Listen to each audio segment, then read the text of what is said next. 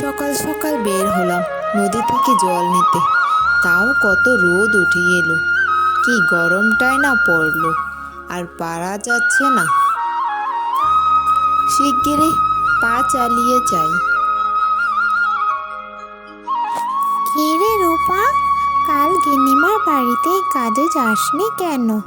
গিন্নিমা আমাকে বলে পাঠিয়েছে রূপা যেন কামাই না করে, আর তুই তো রান্না কাজ করিস। তুই না গেলে গিন্নিমার কত অসুবিধা হয় বল তো। কে রে, আজকে আবার কামাই করবি না তো? তুই তো জানিস সংসারে সব কাজ সেরে তারপর গিন্নিমার বাড়িতে যাই রান্না করতে। প্রতিদিন কি আর ওইভাবে সময় করে যাওয়া সম্ভব? মাঝে মধ্যে তো কামাই হবে। কাল গাছ থেকে আম পেড়ে মেয়েকে একটু আম পোড়া শরবত করে দিলাম। এই গরমে ওই একটু খেয়ে তৃপ্তি পেল। আমের শরবত? হ্যাঁ, গরমে আমের শরবত খেতে বেশ ভালোই লাগে। তা যাই হোক, সংসারে কাজ সেরে তাড়াতাড়ি চলে যাস। আমি তো এখনই গিন্নিমার বাড়িতে যাইছি। তুই তো জানিস আমি আবার সকাল সকাল গিন্নিমার বাড়িতে পৌঁছে যাই। হ্যাঁ রে হ্যাঁ, আমার সংসারে টুকিটাকি কাজগুলো করে নিয়ে আমি গিনিমার বাড়িতে ঠিক বসে যাব। তুই কোনো চিন্তা করিস না। চল এখন তবে আসি রে। যা গরম পড়েছে গিন্নি, পিছনে বাগান থেকে কয়েকটা আম পেড়ে নিয়ে এলাম। কালকের মতো আম পোড়া শরবত করে দিও তো। আর কি বলবো, মন মেজাজ ভালো নেই। দিন মজুরে কাজ করি করি সে কাজটাও চলে গেল গরমে।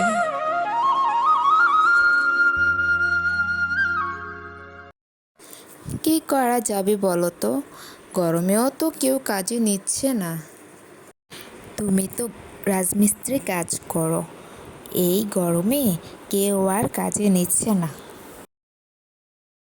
তাছাড়া যে গরম পড়েছে, বাইরে না যাওয়াই ভালো। তোমাদের কাজ করা তো সারাদিনই কাজ করা। তাছাড়া আমি তো গিন্নিমার বাড়িতে রান্না কাজ করছি, আমাদের সংসার দিব্যি চলে যাবে।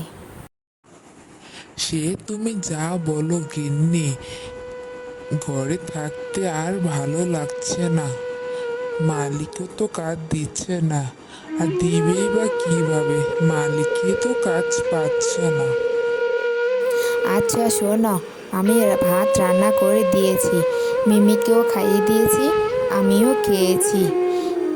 এখন তো রান্না করতে যেতে হবে না, কাল আবার কামাই হয়েছে কিনা।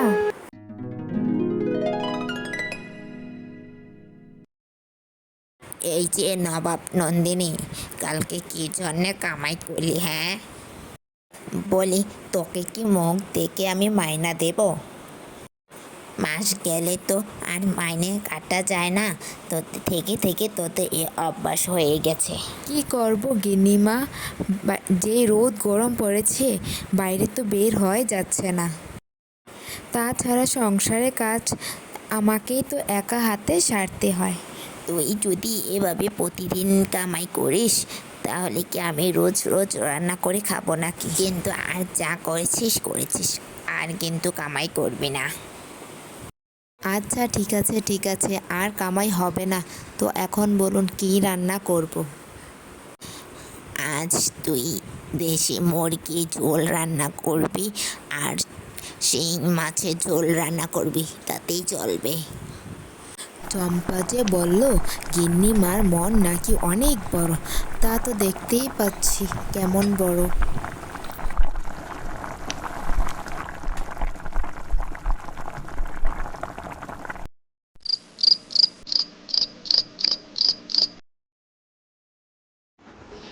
বলছিলাম গিন্নি, তোমার হাতে তো আমের শরবত খুবই ভালো লাগে। অন্যরাও তোমার হাতের শরবত খেতে পছন্দ করবে।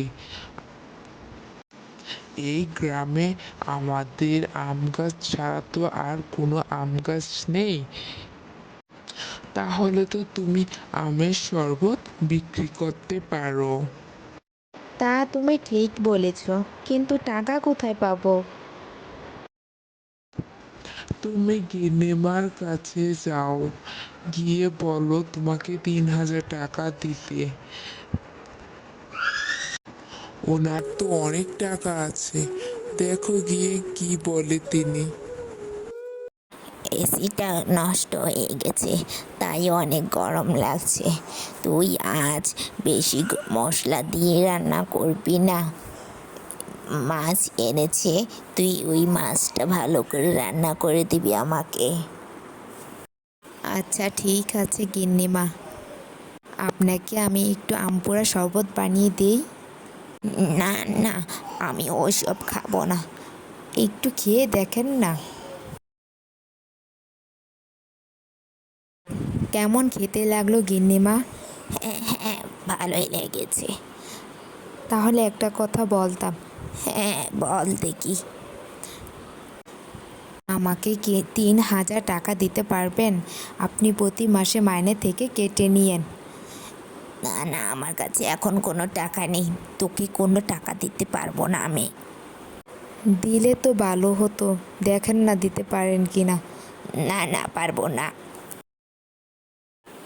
আচ্ছা ঠিক আছে, আজ থেকে আমি আর আপনার এখানে কাজ করতে আসবো না, আর রান্নাও করব না। চলে যাচ্ছি, ভালো থাকেন। তুমি কি করলা গিন্নি? রান্না কাজটা ছেড়ে দিলে?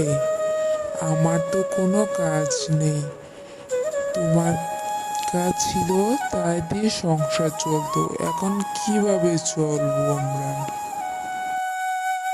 আচ্ছা চিন্তা করো না, কোনো একটা তো ব্যবস্থা হবে। শিউলি, তুমি এখানে কেন? আমার কাছে কি জন্য আসছো?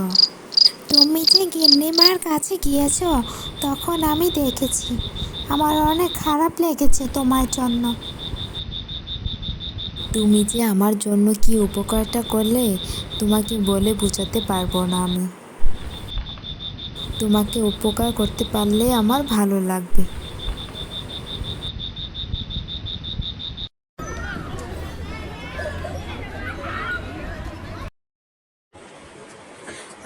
কি আমের শরবত!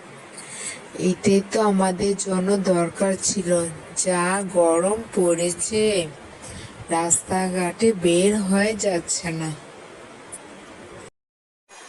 হ্যাঁ হ্যাঁ, আমরাও খাবো। অনেক গরম লাগছে, আমাকেও দিও আমের শরবত। তোমার বুদ্ধিটা বেশ দারুণ ছিল। অনেক লোকজন এসেছে আমার দোকানে শরবত খেতে। এখন আর চিন্তা নেই, আমার সংসারটা ভালোভাবেই চলবে।